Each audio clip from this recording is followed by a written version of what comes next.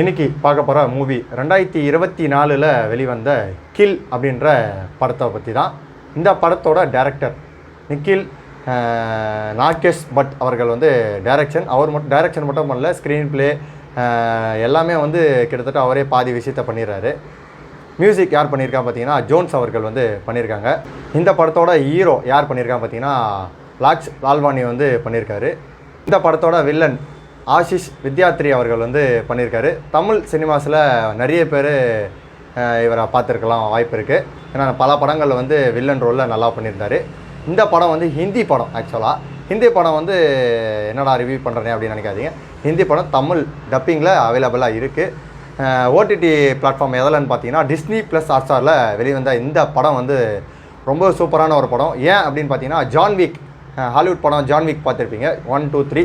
அதில் ஒருத்தர் நிறைய பேரை கொல்ற சீன்லாம் பார்த்தீங்கன்னா படம் முழுக்க ஃபுல் அண்ட் ஃபுல் ஃபைட் சீனாக தான் இருக்கும். ஆனால் ஒருத்தர் அவ்வளோ பேர் கொல்ல முடியுமா அப்படின்னு பார்த்தா நிஜத்தில் சாத்தியம் இல்லை தான். ஆனால் படத்தில் அதை சாத்தியப்படுத்துகிற மாதிரியான ஸ்க்ரீன் ப்ளே எடுத்துகிட்டு போனால் சாத்தியம்தான் அப்படின்ற சொல்லலாம். ஏன்னா அந்தமாரி ஒரு பார்ட் 1, பார்ட் 2, பார்ட் 3 ஜான்விக் பயங்கரமாக போயிட்டே இருக்கும். ஜான்விக்கு ஈக்குவலாக இன்னொரு படம் தான் கில் அப்படின்ற இந்த படம். இந்த படம் 1995 வருஷம் ட்ரெயின் ராபரியை சம்மந்தப்பட்ட ஒரு ட்ரூ ஸ்டோரி அப்படின்றது இன்டர்நெட்டில் இருந்தது. இந்த படத்தில் ஃபுல் அண்ட் ஃபுல்லு படத்தில் சொல்லிட்டேன், லைன் 1 லைனு. ட்ரெயின் ராபரியை சம்மந்தப்பட்ட இந்த படம். ட்ரெயினில் கொள்ளடிக்க வராங்க வில்லன்ஸு. இவர் ஒரு கமாண்டாவாக இவரும் ஒரு ஃப்ரெண்டும் அதே ட்ரெயினில் வராரு. ஏன் வராரு பார்த்தீங்கன்னா இவர் அவங்க ஆளை ப்ரப்போஸ் பண்ணுறதுக்கு சர்ப்ரைஸாக அப்படின்னு பண்ணுறதுக்கு வந்திருக்காரு ட்ரெயினில். ஸோ அந்த சமயம் இந்த மாதிரி விஷயங்கள் நடக்குது ட்ரெயினில். இதை என்ன பண்ணணும் அப்படின்னு சொல்லிட்டு முதல்ல தடுக்க தான் பார்க்குறாரு. ஆனால் அதுக்கப்புறம் நடக்கக்கூடிய சில சீன்ஸ்னால் அவர் கோவத்துக்கு உச்சத்துக்கே போயிட்டு மொத்த பேரையும் பொழகிறது மட்டும் இல்லை, கொல்லவும் செய்கிறாரு.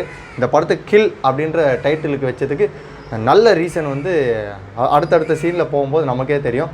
ஏன்னா கொல்றது அவ்வளோ ஈஸியான விஷயம் கிடையாது. அதுவும் ட்ரெயினில் கிட்டத்தட்ட ஒரு 40 பேர், இவங்க 2 பேர் கமாண்டோ ஆளுங்க. ஆனால் 40 பேர் கொல்றது சாதாரண விஷயம் கிடையாது. அந்த அளவுக்கு படத்தோட ஸ்க்ரீன் ப்ளே. ஏன்னா ஒரு சீன்லேயும் ஃபைட் வர்றது ஓகே தான் படத்தில், ஆனால் படம் முழுக்கவே ஃபைட்டு தான் இருக்கும். நீங்கள் பேசுகிற விஷயமே பெருசாக இருக்காது. அப்படின்னும் போது அந்த ஃபைட் சீனை எந்த அளவுக்கு மக்கள் சுவாரஸ்யமாக இருக்கக்கூடிய அளவுக்கு எடுத்துகிட்டு போகிறதுக்கு ஸ்க்ரீன் ப்ளே ரொம்ப முக்கியம். அந்த அளவுக்கு பக்காவாக ஹீரோ நடிச்சிருக்காரு.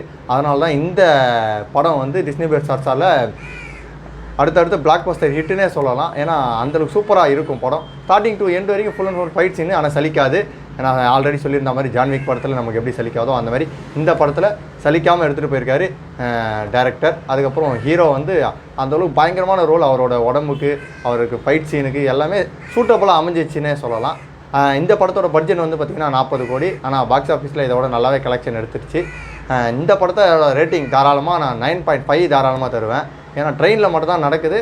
ஆனால் 9.5 ரேட்டிங் அளவுக்கு ஒர்த்தான ஒரு படம். அதனால தான் இந்த படத்துக்கு இவ்வளோ ரேட்டிங். இந்த மாதிரி அடுத்த ரிவ்யூவில் உங்களை சந்திக்கும் வரை உங்களிடமிருந்து விடைபெறுவது உங்கள் மணிகான்.